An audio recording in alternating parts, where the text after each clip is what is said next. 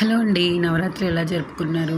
నవరాత్రుల్లో మనకి 5వ రోజు సరస్వతీదేవి అవతారం కదా! పిల్లలందరికీ మా ఏరియాలో పుస్తకాలు, స్లేట్స్ అవన్నీ పంచడం, పిల్లలు బాగా ఎంజాయ్ చేయడం, వాళ్ళకి ప్రసాదాలు ఇవ్వడం, వాళ్ళందరూ ఒక దగ్గరికి అయ్యి భలే ఆనందంగా ఆడుకున్నారు. ఇలా ఈ దసరా నవరాత్రుల్లో బతుకమ్మ ఇలా సెలబ్రేషన్స్ ఇవన్నీ పిల్లల్లో, పెద్దవాళ్ళలో పాజిటివ్ ఎనర్జీస్ అయితే వస్తాయి. చాలా ప్రశాంతంగా ఉంటుంది.